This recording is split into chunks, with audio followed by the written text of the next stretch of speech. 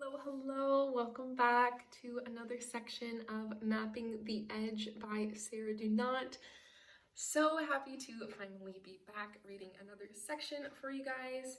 My voice still is a little bit tired, so I might need to take some breaks, but we are going to get through another section here.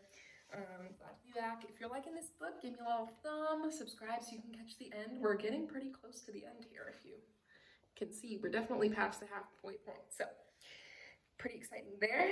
And then, yeah, in a few sections, I'll announce our next read. And yeah, but let's get into it. We're on page 199 with Away, Saturday p.m. Back in the bedroom, the sound of the telephone wasn't coming from by the bed. Its tone was different too. More sing-song, more like the warble of a mobile, only muffled. As it rang for the third time, she traced it to the wardrobe. There was nothing hanging in there but his linen jacket, too hot to wear, too smart to be left crumpled in a suitcase. In the inside pocket, she found the handset. She pulled it out and lay it in her palm. So tiny and precise that you could almost imagine it as a medical accessory in some state-of-the-art heart surgery. The ringing had stopped now. The caller, unable to connect, was no doubt leaving a message. She frowned. He hadn't said anything to her about having a mobile. If he had, she would certainly have asked to use it to call home while they were traveling, rather than having to wait until they reached the hotel. Maybe its reach didn't extend that far, though, given the international map of its working life, that seemed unlikely. Or maybe his wife checked the numbers on the bills. She knew about the others. She doesn't know about you.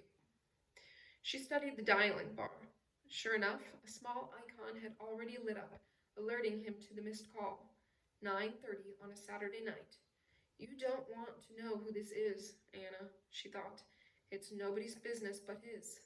But the intensity of their mutual confession had done its work, acting as a slow burn into her conscience, making the need to know as powerful as any niceties of privacy. She accessed the answering service from the menu, and an electronic voice in her ear instructed her as to what to press to hear the missed call. Her fingers darted over the numbers. Maybe she just needed to feel guilty about a second family. Sure enough, it was a woman. My wife is French. But this accent was American. Hi, just to let you know, I spoke to our client this afternoon, and while he's real excited, he's also impatient. Me too, eh? I can't wait. I just want to check everything's okay on your end, and that you made all the connections and can still get her back here as planned. I told him by the end of next week. I'm assuming we'll be home and dry by then, yeah? I can't tell who I want to see most, you or her. Oh, and speaking of people missing you, a Sophie Wagner phoned the office while you were gone. St. Petersburg, I seem to remember right. Luckily, she didn't have the right name, and I took the call. You don't know how she got this number, do you? I wouldn't like to think you were getting careless. Anyway, let me know when you're getting back in, and don't wear yourself out too much on the job, all right? Remember, lover, you've got commitments elsewhere. And the voice splintered into laughter. The message ended, and the automated voice asked if she'd like to delete it, save it, or hear it again. She switched the phone off, then on again, checking to see that the message remained. He would never know she had heard it. She stood staring down at the receiver in her hand. It's work, she thought. The woman is his partner, someone who knows him well enough to be rude, ruder even than his wife. But when she tried to swallow, she found she didn't have enough saliva to complete the action. Who was she kidding? Me too, eh? Can't wait. Speaking of missing you, remember, lover, you've got commitments elsewhere. Even without the words, the voice was a giveaway. The way it wiped its feet on the name Sophie, the teasing insolence that comes with the confidence of sex. If this woman worked with him, she also slept with him. And it didn't sound like a one-sided arrangement. She glanced around the room and saw herself lying on the bed, her limbs tangled together with his, her fingers in her crotch, his face studying hers as he watched her orgasm build. You come differently with somebody you trust. The air in the room was thick with his protestations of honesty and intoxication, with images of French wives who no longer fucked, and the confession of a sweetly painful mutual sense of risk. You know as well as I do what's happening here, Anna. The longer we play around, the more dangerous it gets. She felt suddenly sick, as if a dredger were at work at the bottom of her stomach, scraping deep into a flesh floor of memory and humiliation. Except, why would he do such a thing?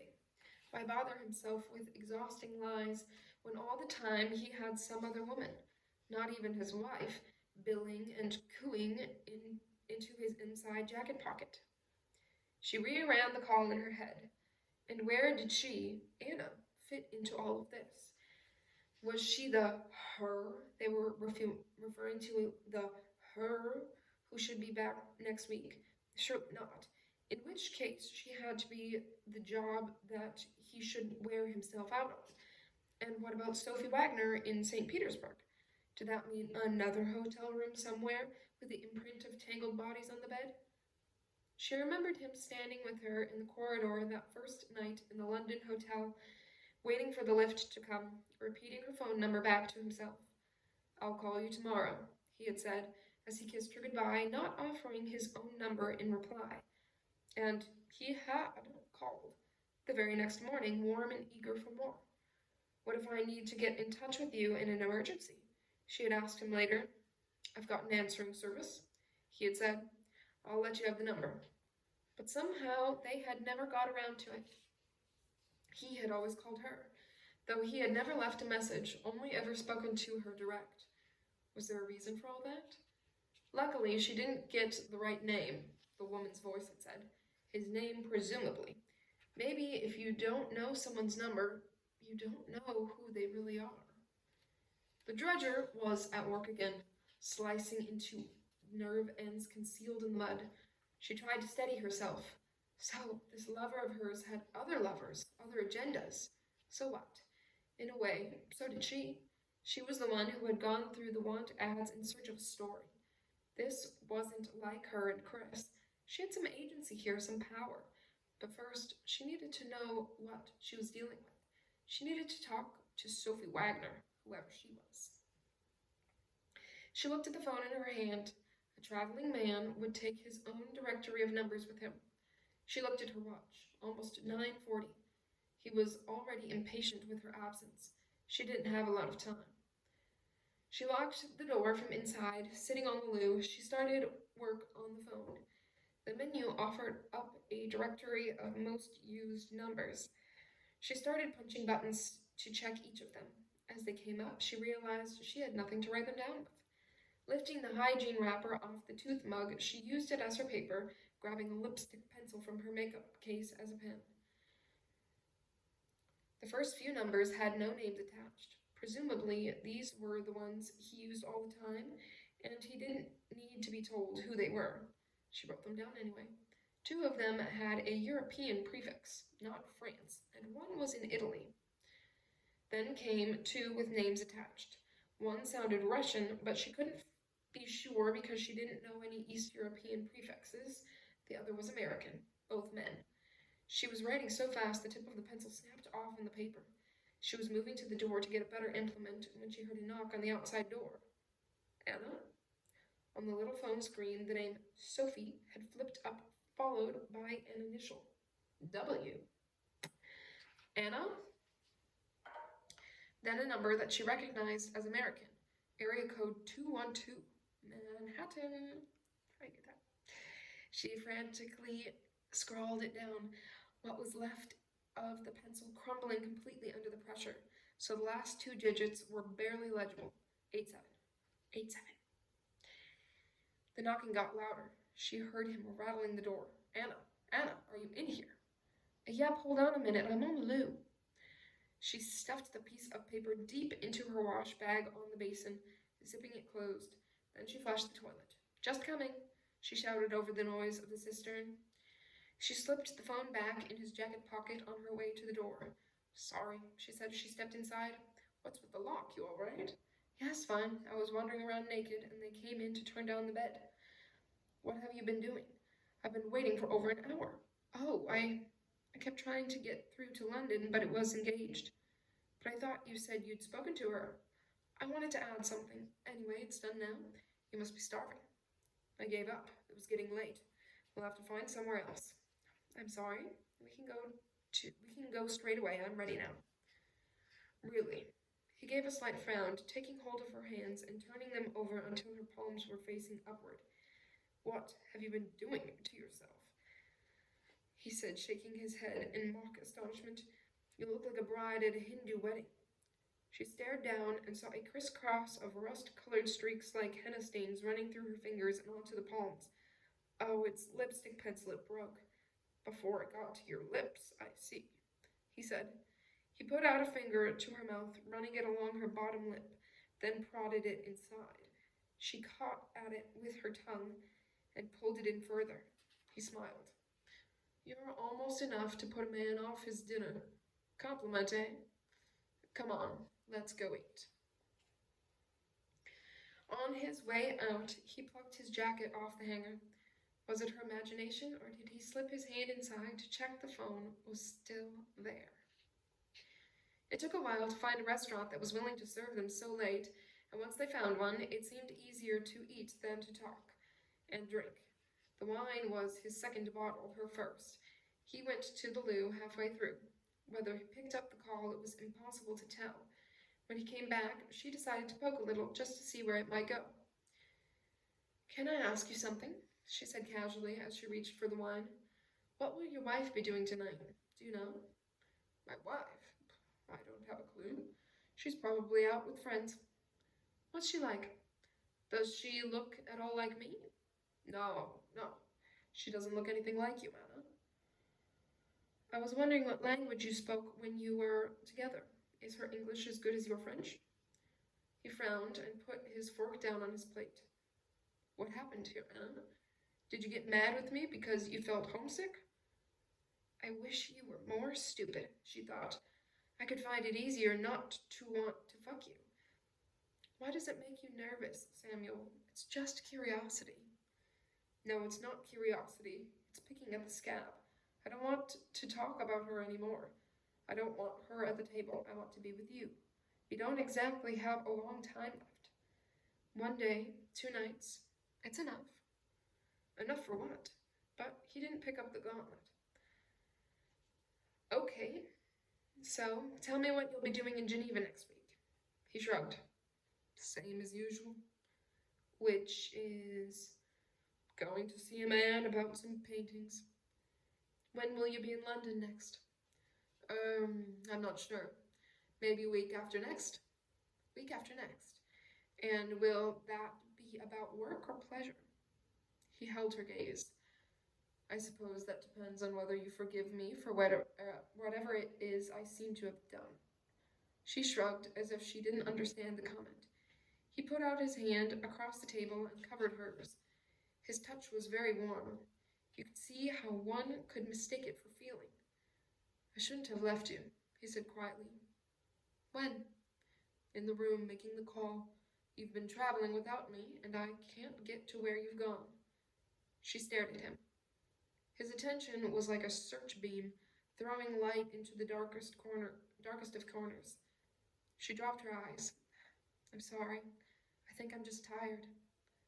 He released her hand and topped up her wine.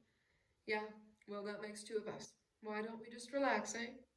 We're both slightly out of tune. Too much sex and too little sleep. It's a recipe for madness. She smiled. Whatever it was that was going on here, it wouldn't do to have him too suspicious. You're right. She sat back and sipped at her wine. Sorry. He finished his own glass and refilled it immediately. You know, I keep remembering that old man today, he said after a while, staring into the red of the grape. I keep seeing his face light up when he was delivering that Dante. It was great. Better than the tabernacle painting? He didn't answer immediately, as if he was conjuring up the image again, checking it over. He shrugged. In my line of work, you've seen one Madonna. You've seen them all. He took another long slug of the wine, drinking it more like water than alcohol. as if he were now the one who was too tired to care. "You don't believe that?" He grinned. "No, you're right. I don't. But you can get oppressed by old paint at times. The flesh is a long time dead. Is that why you like the live stuff so much?" This remark seemed neither to offend nor surprise him. He gave a deep smile, even a mildly drunk one. "Yeah, I suppose, something like that." As he said it, she knew that she wanted him to make love to her again, and that whatever the possible deceit and the double-crossing, right at that moment, it didn't matter. Back at the hotel again, she undressed while he used the bathroom. When he emerged, she was sitting on the bed, flicking through late-night Italian TV with the remote. He threw himself on the other side next to her with a long groan. "God, I'm bushed," he said, the words broken by a long yawn as he put out a hand and casually ran it down her back. She turned to look at him. His body was splayed out on top of the covers, his cock curled and cozy, already settled in for the night, evidently uninterested in her presence. From the depth of the wardrobe, a snaky American voice insinuated itself into her ear. "And don't wear yourself out too much on the job. Remember, lover, you've got commitments elsewhere." What else could it refer to but her? What other job was there? He caught her watching him and smiled lazily.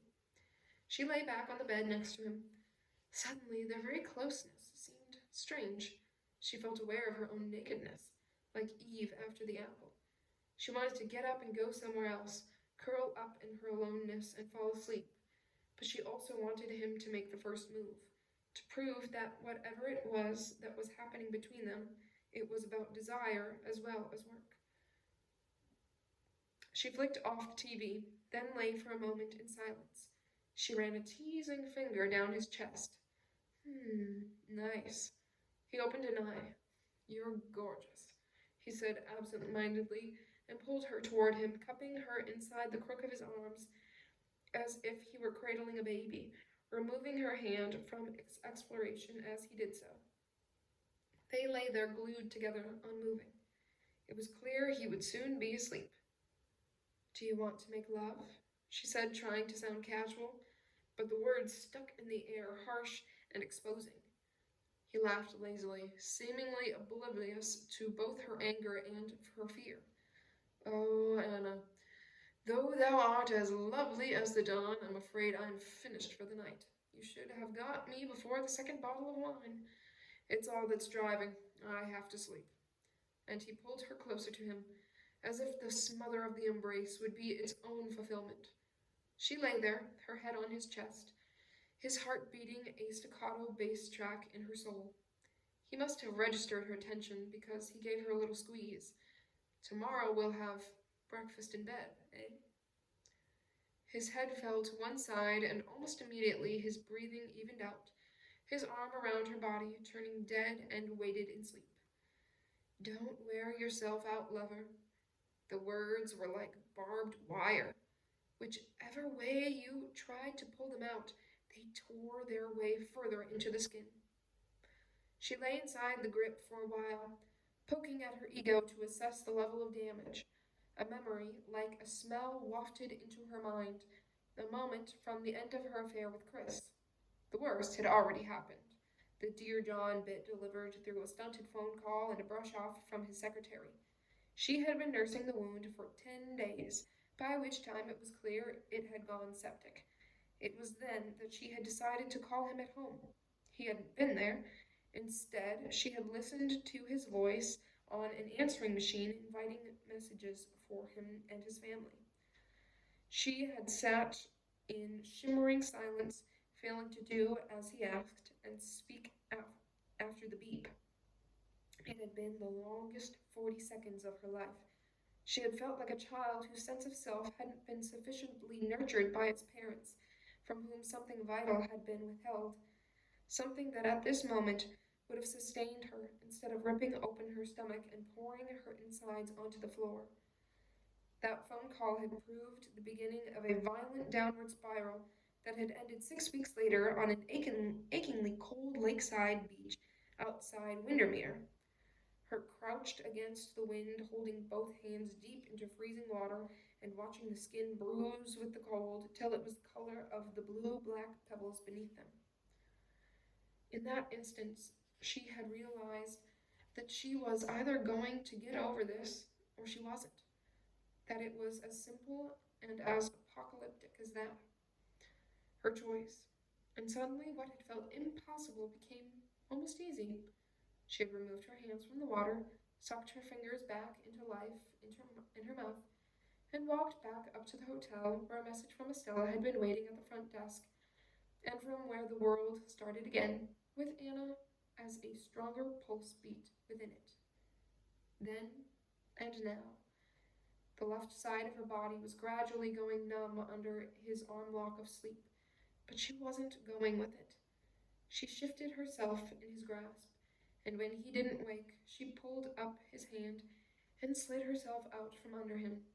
He grunted heavily, like a prodded animal, then flopped over to one side and sank further into the deep. By the time she had dressed and rescued the torn piece of paper from the wash bag in the bathroom, it was clear that he was underground, sleeping as still and deep as rock strata. It was time to find out who this lover of hers really was. Page 209, Home, Sunday a.m. I lay with her until her breathing grew even and I was sure she was asleep. I studied her face in the gloom, the exquisite way her cheeks curved, plumped right up to her eyes, how the lashes lay like black little fans upon them. If you looked carefully, you could see her eyelids twitch occasionally, as if she were a cat dreaming of flightless birds. She was utterly calm, utterly quiet. There didn't seem to be anything wrong, even in her dreams. If my father had let me sleep in his bed after my mother's death, might it somehow have helped us both? He must have thought about it. I suspect he was too shaken by his own sense of devastation and the fear that having me next to him at night would only have rubbed salt in the wound. In my 20s, I went through a period of thinking that it meant he didn't love me enough, but I felt more benign toward him in recent years. At times of stress, you do what you can. It is not your fault if it isn't the same as what you should. With Lily there beside me now, I think I understood how he must have felt. Her very calm made me more agitated. Her sleep made me more awake. My body felt as if there were a fire inside it, small flames of panic flaring up and scorching me awake however many times I tried to throw a blanket over them. The infinite beauty of a sleeping child. As an adult, I found it almost unbearable. I tucked the sheet around her and went downstairs to check that the phone was still on the hook. The dial tone was noisy in my ear. I rang my own number to see if there were any messages. Rene had called from Stockholm to say he'd be back on Monday. Could we make a date for next week? Would I leave a message on his answering machine? His voice took me by surprise. I hadn't thought of him since last night, as if what was happening here was my real life and he only an occasional sideshow. I realized that I wasn't sure if he and I would survive this crisis, even though it had nothing to do with him. I couldn't even feel disturbed by the thought. Above me, I heard the attic door open and the heavy tread of footsteps on the stairs. "Anna?" Paul's voice whispered, tense, from the middle landing. I walked into the pool of light at the bottom of the hall, so he could work out his mistake himself. "No, sorry, Paul. It's me, Stella." "Stella," he repeated flatly. "I didn't mean to wake you." "It's okay, I thought... What time is it? 3:30? I couldn't sleep." Behind him, Lily's door was open. I saw him turn to check on her. "She's not there. She's in with me. She woke up about an hour ago." "What happened? Did she have a nightmare?" "No, I don't think so. She was just awake. She needed a bit of reassurance, that's all."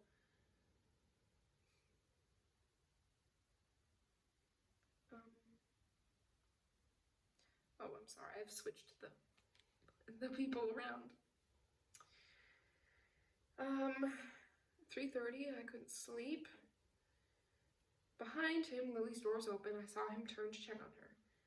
She's not there. She's in with me. She woke up about an hour ago. What happened? Did she have a nightmare? No, I don't think so. She was just awake. She needed a bit of reassurance, that's all. You should have called me. I don't think it would have helped. We had a chat, and I put her into Anna's bed. What about? What did she say? Nothing, really, I said, aware that I should be giving him more, but unwilling to recount a conversation that contained so much of my own pain. We just chatted. Did you talk about the phone call? It was clear from the edge in his voice that he was worried that it hadn't been him on the stairs in the darkness, holding her hand. A bit, and she still insists that she talked to her. I must say I believe her. Yeah, well, I would like to have heard it too. He stood for a second, not willing to leave it, but not willing to push it either. I thought about telling him not to worry, that we were in this together, and there was no way anything would come between us. But to say that would have been to acknowledge the fact that something already had, and once out in the open, it would be neither easily forgotten nor quickly resolved. You can talk to her about it in the morning, I said mildly. She's bound to be up before me. Listen, I'm sorry I woke you. I hope you sleep all right. Yeah. He gave a small grunt. You too. You've left the answering machine on, right? I checked the little light under the hall phone. Yep, no problem. I stood and watched as he climbed back up the stairs. He left their bedroom door open this time. The encounter had done nothing to help me sleep. Even the house seemed alive with anxiety. I made my way quietly upstairs into her study and over to the filing cabinet by the wall. I pulled out the top drawer and stuck my hand down to the back of it, feeling my way until I found what I needed, a small plastic bag strip-sealed along the top. Inside, there was a clump of grass and a pack of papers. Enough dope for a couple of emergency spliffs. Even with Anna gone, her hospitality remained. Though she herself no longer really smoked, not since Lily. She had been afraid that being stoned she wouldn't know how to cope in a crisis. It was a long-standing tradition that she always kept a stash for the nights when I needed to feel at home. I could only hope it would do the trick for me now. I cleared a space on her desk and started on the ritual, separating out the seeds from the leaves and crumbling them carefully like a dynamite trail along the middle of 3 gummed papers. As I did so, I thought about Paul's suppressed aggression on the stairs and how he and I had coped so well over the years, all things considering. Surely it wouldn't fall apart now.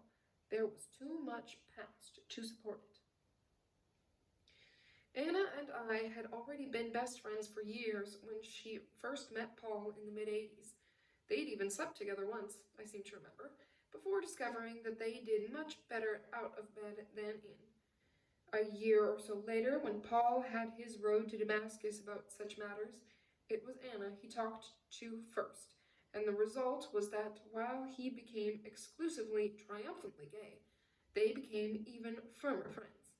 It's hard now to imagine that they had ever been lovers, though the occasional echo of intimacy filters through their irritation with each other as well as their affection. He had really proved his worth during the cataclysmic times of Chris and their aftermath. I think in some ways he may have been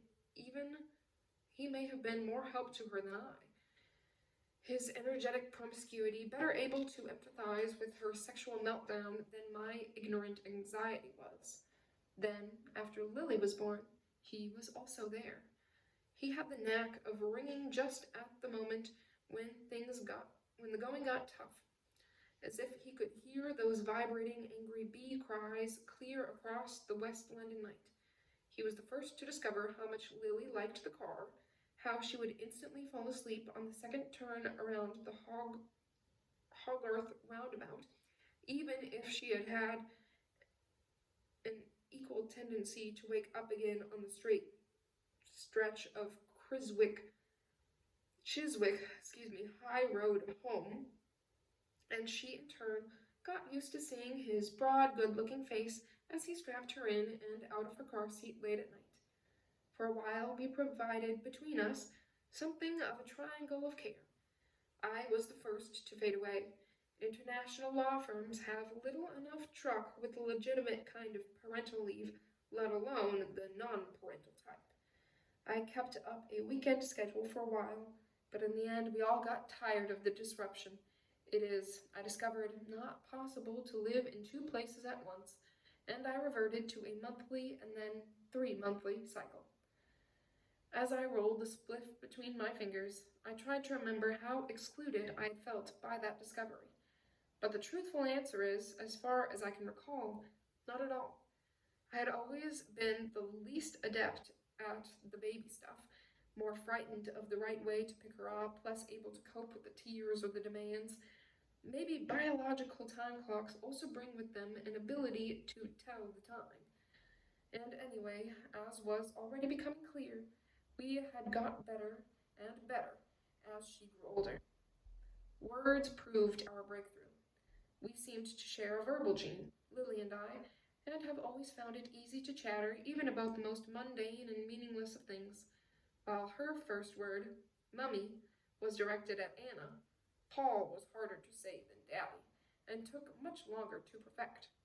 Her first phrase, cup of tea, cup of tea, cup of tea, was kept for me when I walked in for one of my quarterly visits one afternoon and put on the kettle. And from then on, the more we talked, the more we discovered we liked each other.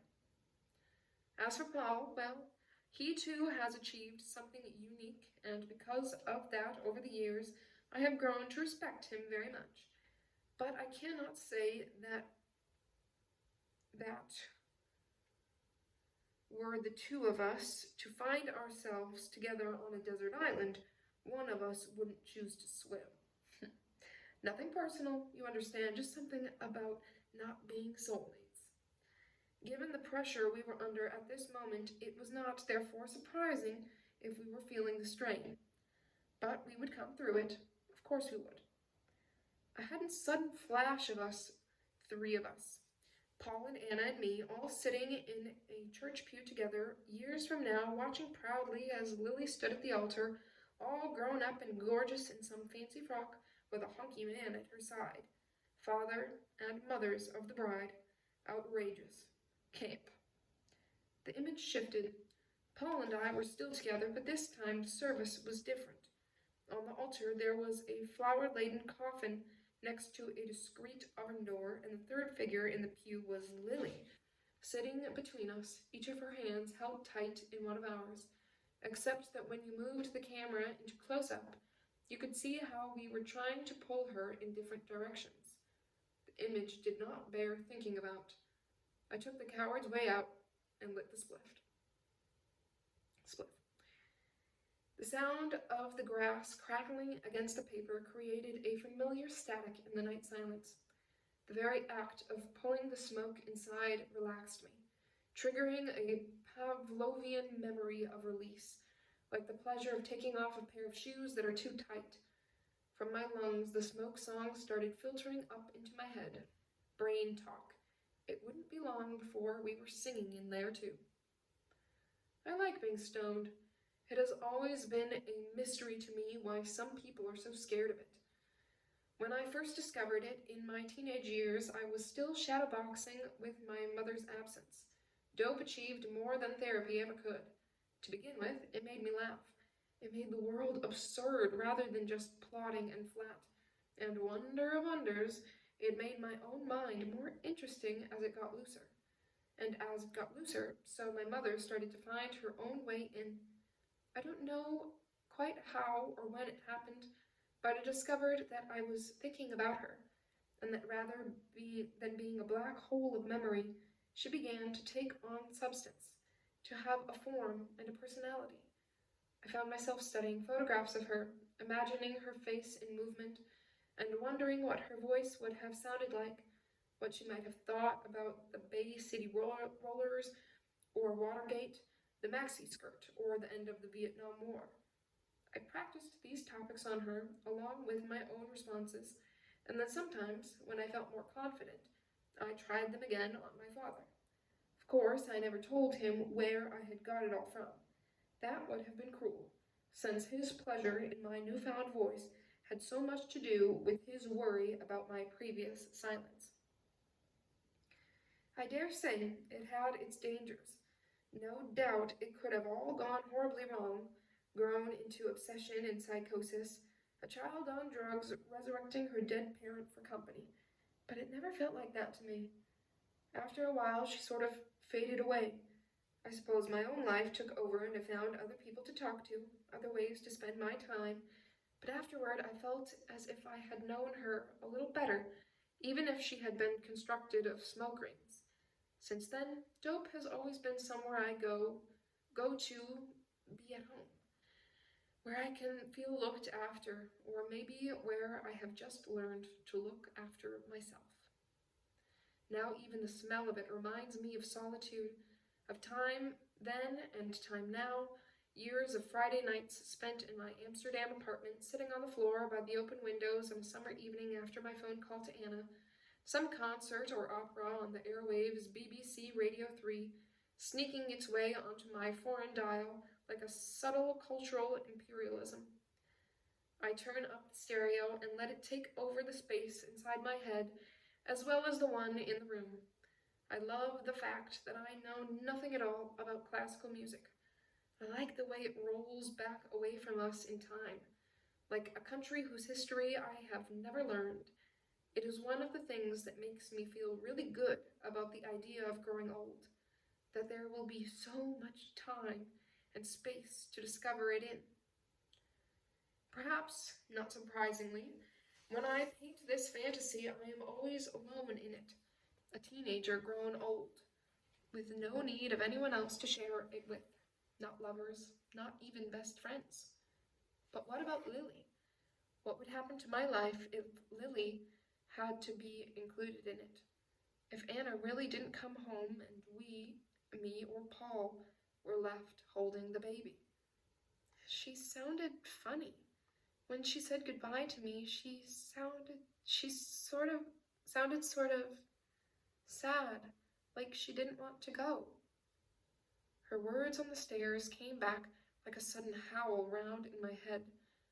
Just occasionally, dope can let you down, can curdle contentment into paranoia, pleasure into palpitations. I stubbed out the joint and made my way back to the bedroom to check she was all right. Somewhere, in the middle of an Italian night, Lily's mother was in some kind of trouble, and there was nothing I could do to help her. Page 216, away, Sunday, p.m. At first, she just wanted to smash it, to pick up the table and hurl it at the mirror, watch it plunge in glorious slow motion through the glass wall into the room behind, watch him and the camera reel to the ground, showered with glass shards of it everywhere, in the lens, in his eyes. The need was so great that she had to dig her fingernails hard into her palms to stop herself from doing it. Where would it get you, Anna? She thought fiercely. Nowhere. What would you do next? Climb through the hole to finish him off? Even if you incapacitated him enough to get away, there would still be no way out. Don't waste the chance. For once, you know more about him than he does about you. Keep it that way. Use it. Make it play. She made herself walk over to the table and pour a cup of coffee from the flask. The very domesticity of the act, the mixing of the milk and the stirring of the sugar, earthed her a little. She went back to the books, selecting one with a glamorous blonde woman on the cover. Red dress, red hat, her face bathed in a rosy light. The title was Memory and Desire. It was heavy, a weighty story inside here. She opened it and read the first few lines. From the vantage point of the mirror, he would have her perfectly in shot now. The light, a halo behind her head. It would make a good photo, warm, relaxed, convincing. She let him have his fill of it. Then, after a while, she put down the book and yawned. It wasn't fake. Her body was greedy for the oxygen it gulped in. She got up and moved casually past the mirror, then stopped, as if her own reflection had caught her attention again. She turned into it, as if she was surprised to find herself there, as if there was something worth seeing. She indulged in her vanity more fully now, lifting up her hair in one hand and holding it on her head, studying the change it made in her face. She sucked in her cheeks, then checked what might be a blemish on her chin, careful not to get too close in case she should find herself able to spot the joins. She sighed. What was it Stella had said to her? That she had had an impressive ability to spin a good lie. The truth, but nothing like the truth, so help her God. She kept on looking. Then she tried a shy smile at herself. That's better, she murmured aloud to her own reflection.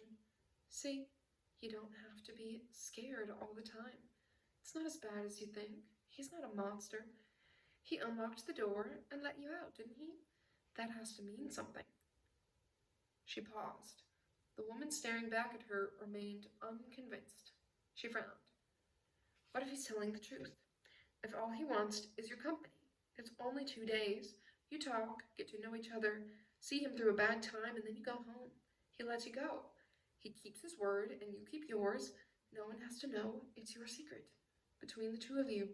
You can do that, can't you? For Lily's sake, you can do that.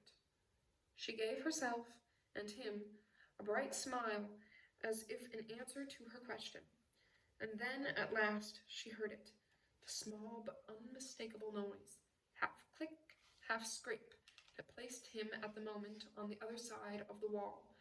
It ran a scalpel into her gut, cold and clean. Go on, keep on snapping, take as many as you want, she thought, because I'm going to get out of here, and when I do, I'm going to be taking your films with me. She dropped her eyes and moved back toward the chair, and as she did, she thought she heard another move, more muffled this time.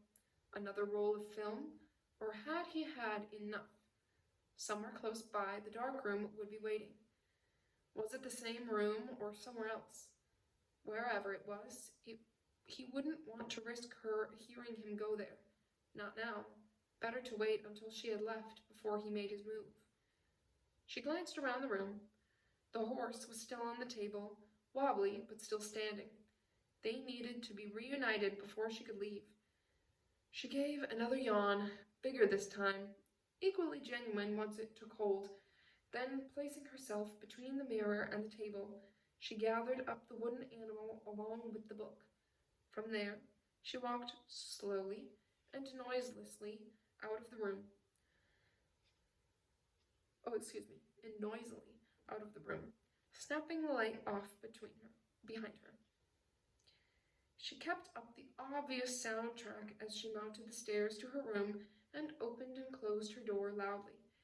Then, slipping off her shoes, she retraced her footsteps silently, downstairs along the corridor, and back into the living room, to a vantage point just inside where she couldn't be seen, but from where she could hear everything. Sure enough now, he thought she was gone. He was noisier. She could hear him quite distinctly now, footsteps on stone, then the sound of an object dragging or being pushed. Except somehow she had got the geography wrong, because the sounds weren't coming from the other room. They were happening right underneath her, below the very floorboards on which she was standing. She processed the information fast. Somewhere down below. To have got himself back into the house again from where he left, the car would have taken time, however quickly he moved.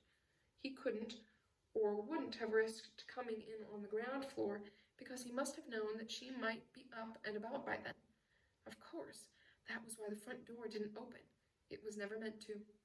The real entrance to the house was not there, but underneath, in the cellar.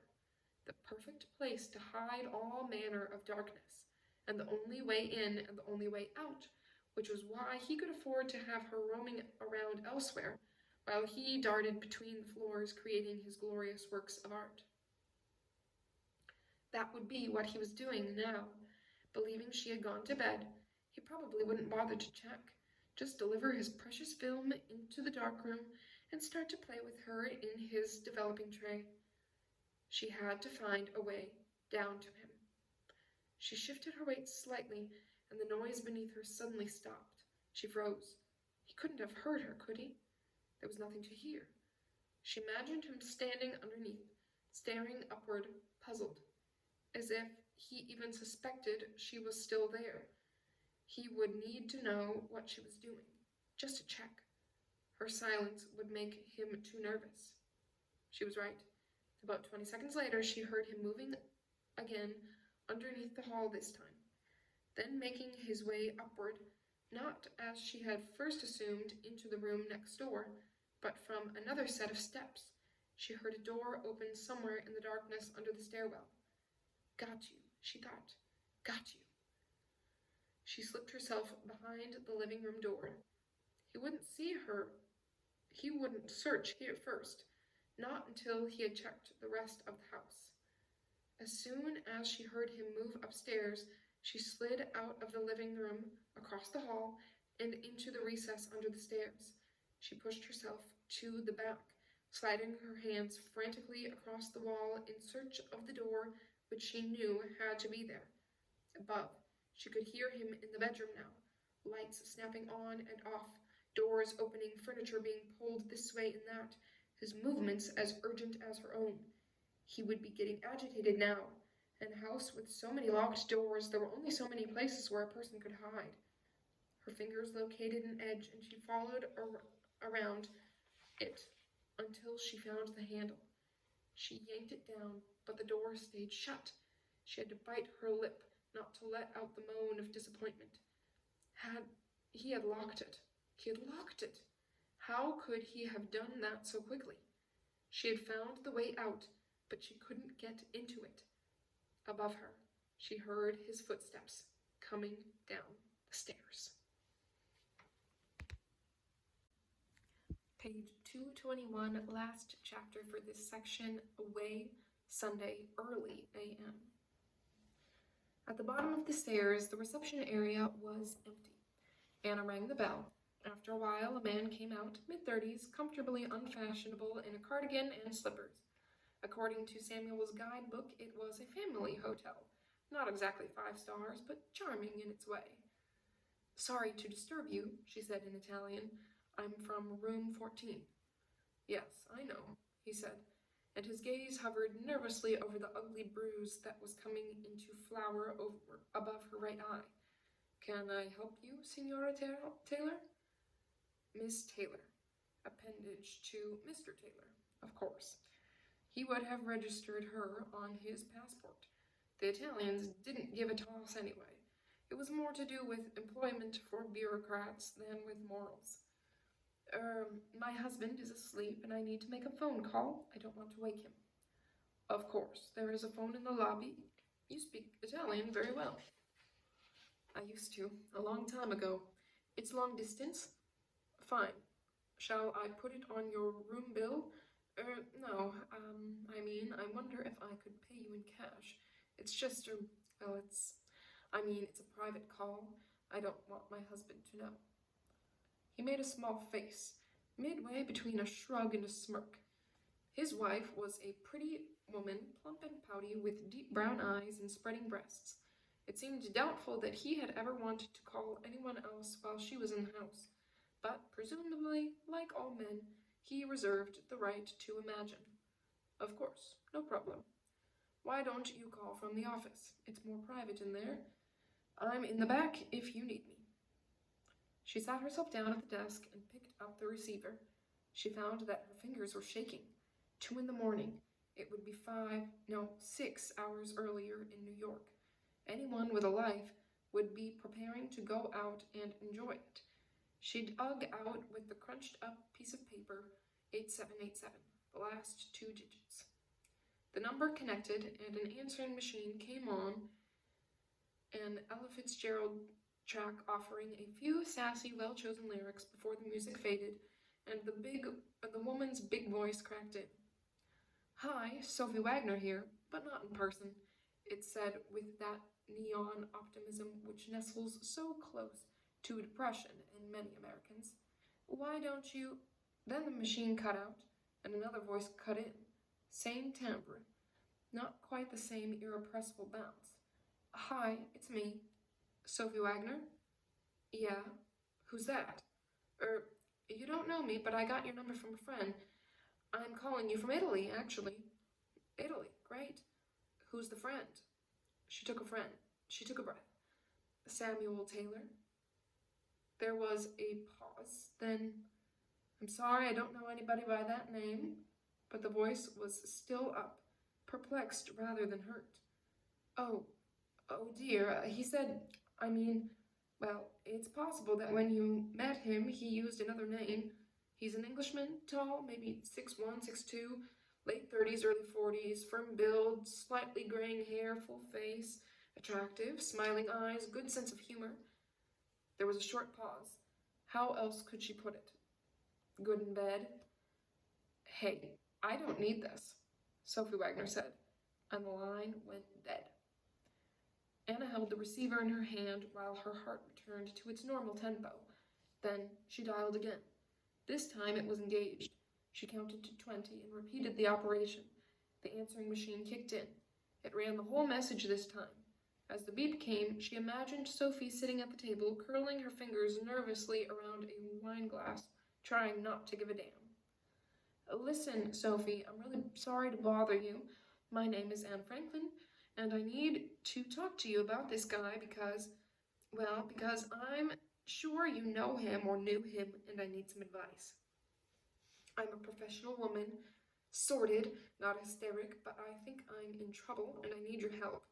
So please, if you're there, will you pick up the phone? She waited. She saw the apartment, small, cleverly designed to make the best out of no space.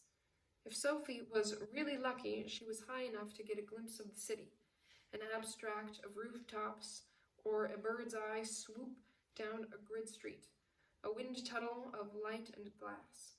But however much it thrilled the eye, it still wouldn't give her a life. Maybe she was one of those women who needed a man to do that. The phone line clicked, and the machine disconnected. Okay, I know this guy, said Sophie Wagner, the voice tough as old Californian skin now.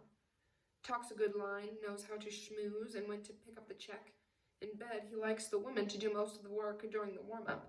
Then he comes on like a hurricane at the end. Gives good head if he's got enough energy left. Anna thought of the hurricane, all blown out and puffless upstairs. Despite herself, it made her smile.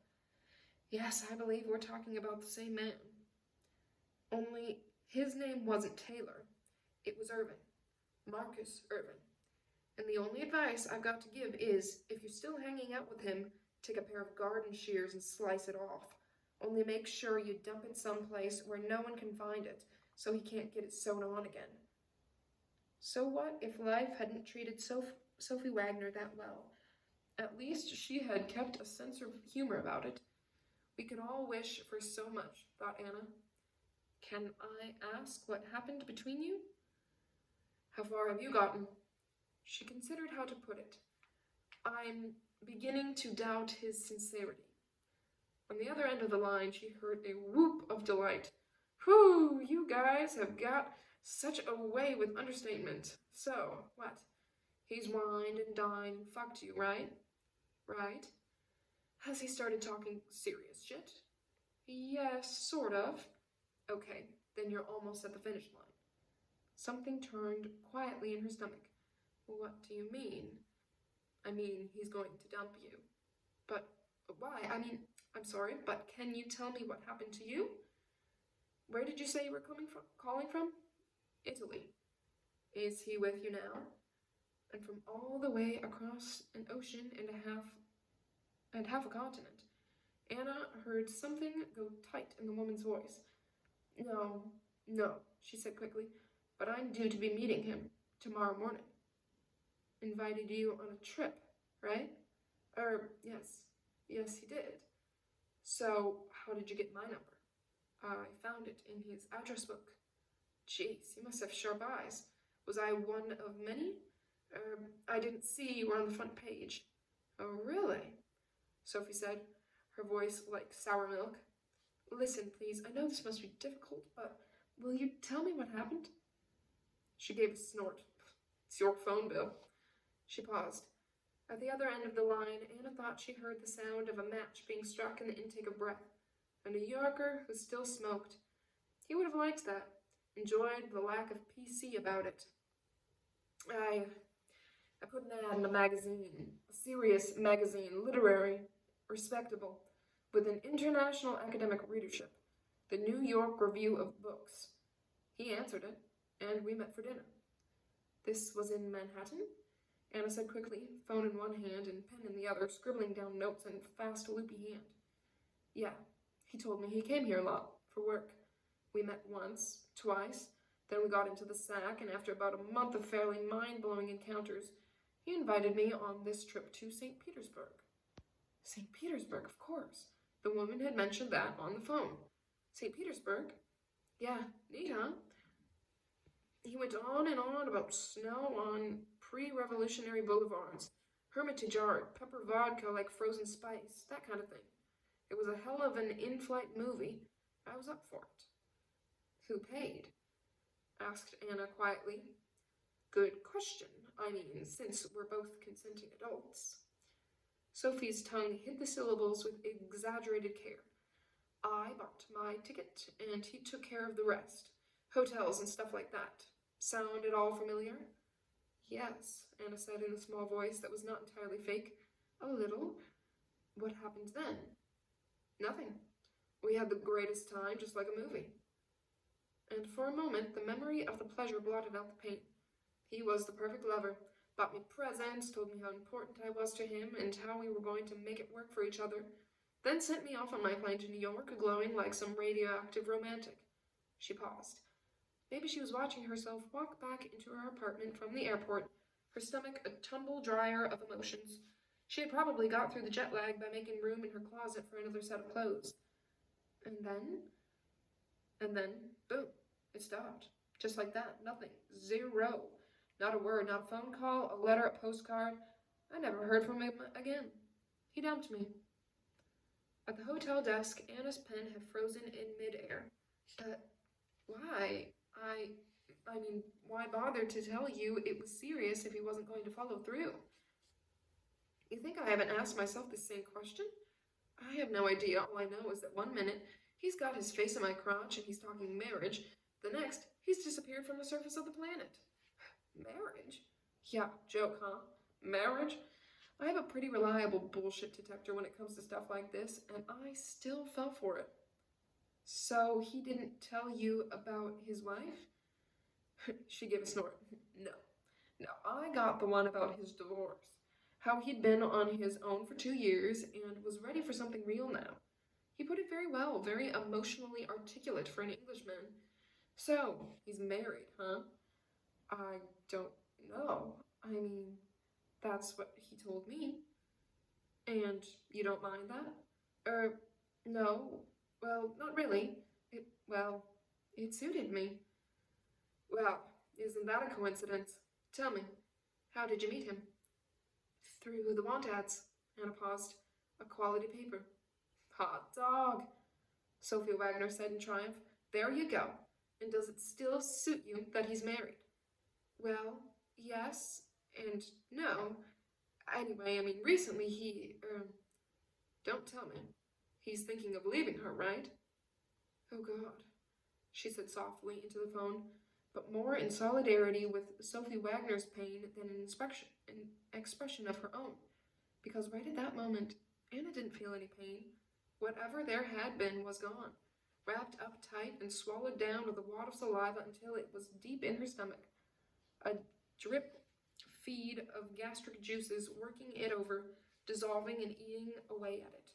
With it gone, she could see for miles, a dazzlingly clear vision over a landscape of revenge.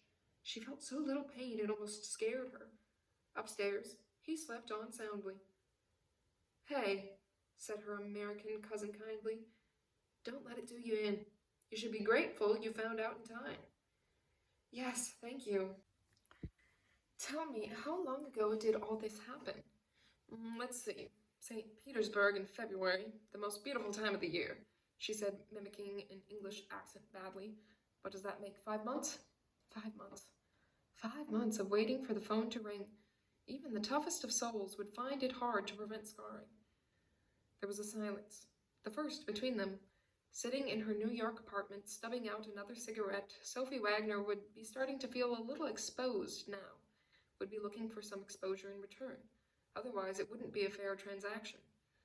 I suppose this trip to Italy is my St. Petersburg, said Anna quietly.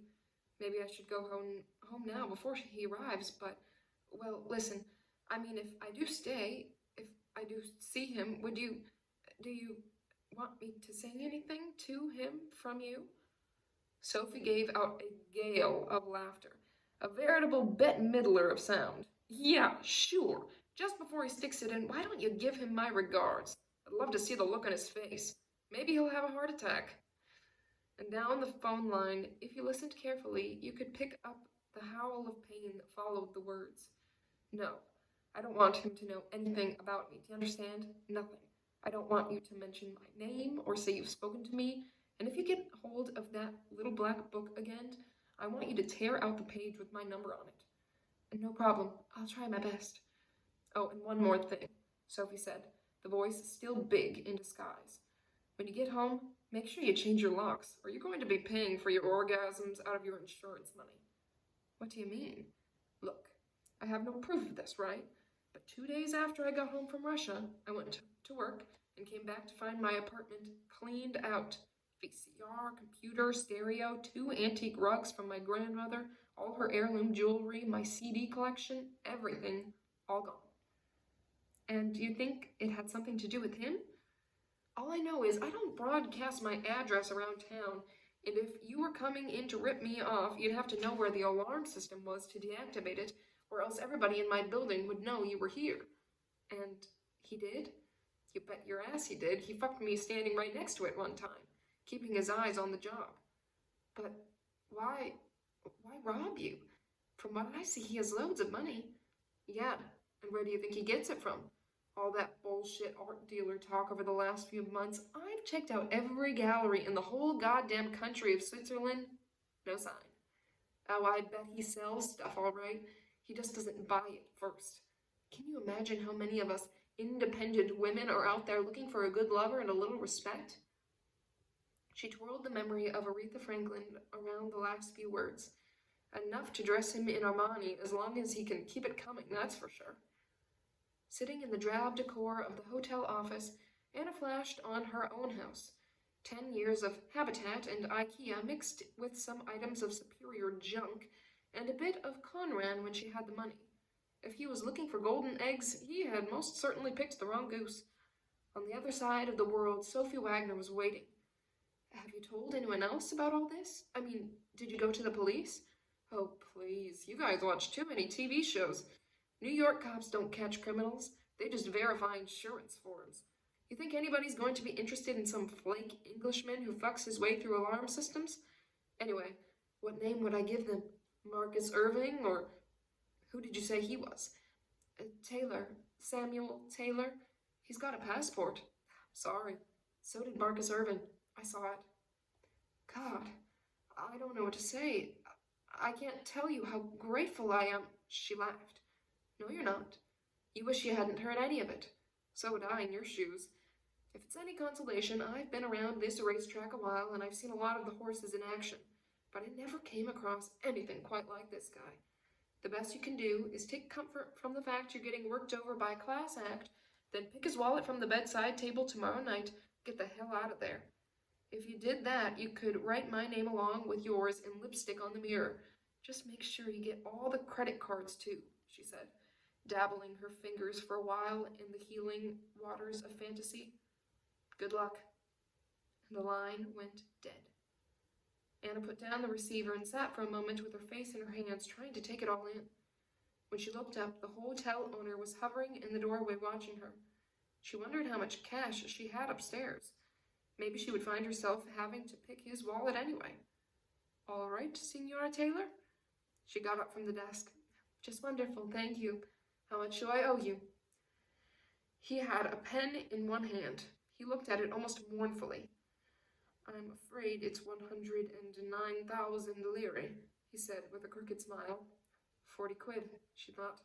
God, at least it would make for a good story. She reached for her bag. Could you give me a receipt for that? That is the end of that chapter, and also will be the end of this section. We'll pick up next time on page 230. Have a good week, guys. Catch you next time. Bye.